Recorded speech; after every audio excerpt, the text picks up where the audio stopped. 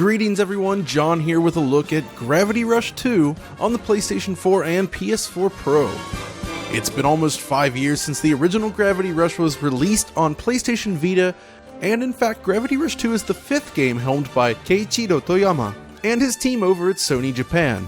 With a beautiful setting, an incredible sense of scale, and a lot more power on tap, Gravity Rush 2 channels a look and feel quite unlike anything else on the market today. In addition, Gravity Rush 2 launches with full support for Sony's new Pro console as expected, which poses the question then, how does Gravity Rush 2 take advantage of the new console, and what kind of performance can you expect from both versions? Let's find out. Starting with the basics then, on a regular PS4, Gravity Rush 2 runs at a native 1080p. Not a real surprise, but over on the Pro, we see something rather interesting. Close pixel counts suggest a full 2160p here, but when looking at the scene as a whole, it doesn't look as clean as a native 4K image would actually suggest. Essentially, it looks more as if the geometry pass is handled entirely at a native 4K, while all shading and other rendering passes are rendered at a lower resolution.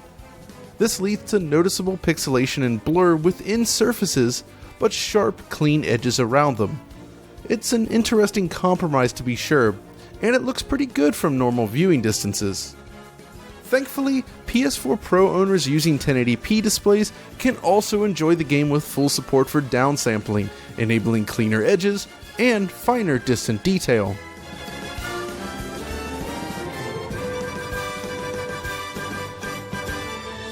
As for the rest of the visuals on display, well, we actually see pretty similar results here between the two different versions. When placed side by side then, it's pretty difficult to see any noticeable difference, I think. Here we're using our wonderful dual-wield system to capture the game running on both consoles at the same time. This game was a little tricky due to the crazy camera work, but I still think it worked out pretty well. Now, the PS4 Pro footage here is actually downsampled from 4K. While of course the PS4 base version is native 1080p. So again, while running, it's really not easy to spot any changes here. It truly does look basically identical between the two.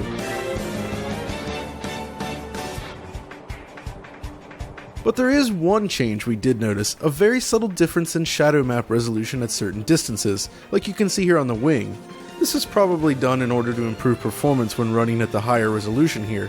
But during normal gameplay, it's not something you're really going to pick up on. Now, if you downloaded the demo version of the game late last year, you may have noticed that it didn't really take advantage of the Pro at all. But there's more to it than that. When stacking the demo up against the final game on a Pro then, here's what you get. While the content itself does vary between the full game and demo, this same area is present in both. Now, during this initial section here, we see lots of small drops occur on the demo side that have been wiped out on the Pro. A nice improvement to be sure, but nothing shocking. Well, that is until we reach the top of this slope here. Once up here we engage in combat, and it's clear that the final game comes out ahead all around. It's not flawless, but it's a significant boost in stability, and it feels very consistent overall. Of course, this particular battle does vary slightly between the two versions, but you do get the basic idea here. The demo is likely an older build, and it's nice to see this refinement in place, something which holds true for the base PS4 as well, by the way.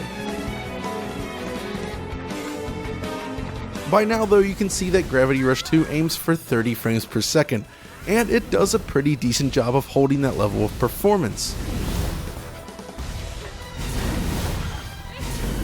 During normal combat, for instance, the game hums along without any problems at all.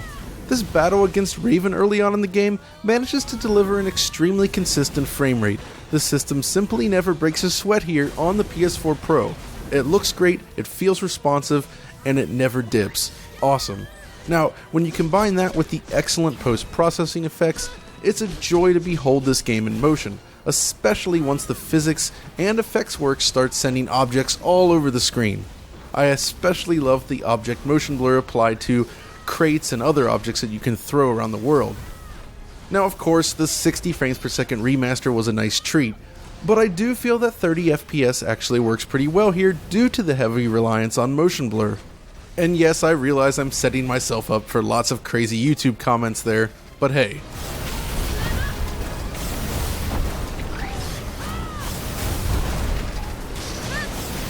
Still, regardless of where you fall, there's little doubt that Gravity Rush 2 is a beautiful game in motion. So when does it actually drop? Well, most of the performance issues are centered on the physics simulation combined with alpha transparency. Fill the screen with dust, smoke, and objects, and the frame rate drops a touch. You can see what I'm talking about in this scene, but really it still feels pretty good overall. Honestly, with the full motion blur effect in play, it's basically a non-issue, and it only crops up in these very select areas. I've played the game now for 5 hours, and I actually had to search for one battle which suffered from any drops at all. This is the worst level of performance I encountered yet. Not bad, right? Okay, let me pause for a moment here. Can I just say that this part looks really good? I mean, look at everything happening on screen. This was absolutely amazing to encounter in the game, and it really made for a memorable boss fight.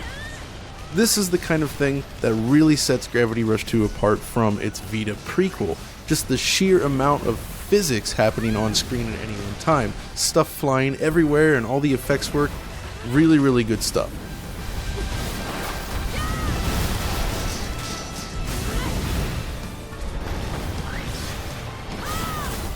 So how does the same area fare on a base PS4 then, you ask? Well, here we go. So it's not a completely like-for-like scenario here due to just how random and crazy the game can get, but as you can see, they trade blows pretty well. We see a few extra drops on the PS4 Pro side actually, but that could be chalked up as a situational thing, as the base PS4 also drops frames at similar points. But really, I think the optimization job here needs to be commended on both machines. As I mentioned earlier, this is really about the worst case scenario that I encountered thus far. The majority of the experience is a completely locked 30 frames per second on both consoles. And I think that is the key thing here. Whether you're playing on a PS4 Pro or a stock PS4, you can expect a great time. It's well made on both systems. And that's important because after The Last Guardian there were definitely some concerns that base PS4 owners might be running into trouble in the future, but Gravity Rush 2 offers a great experience for all users, and it eliminates some of those problems like the removal of downsampling and other such issues. And the game goes to some really interesting and bizarre looking places at times, like this scene here where you're sliding down these plant-like creatures. And on both platforms, thankfully, we see a perfectly locked 30 frames per second, which is exactly what you're going to get for the overwhelming majority of the game, aside from the types of scenes like we just saw with all the physics and action happening.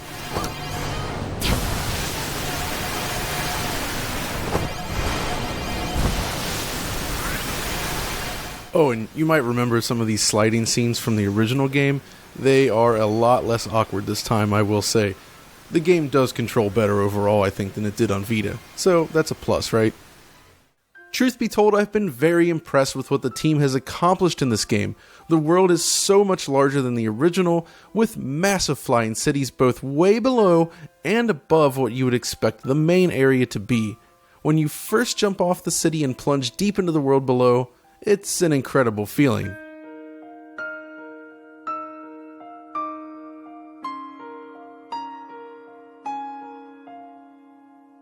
But the key takeaway from this video is pretty clear. Gravity Rush 2 is a solid effort that suffers from no noticeable performance or visual flaws. It's not really something you can take for granted these days, so it's nice to see a highly polished, beautiful game like this show up without any major issues to speak of. So if you were interested in checking this one out and were concerned by the performance on display in the demo version released in December, well, you need not be. The game is in great shape. But that about wraps up this video. If you enjoyed it or found it useful, as always, be sure to like, subscribe, and follow us on Twitter. And until next time, this is John, signing off.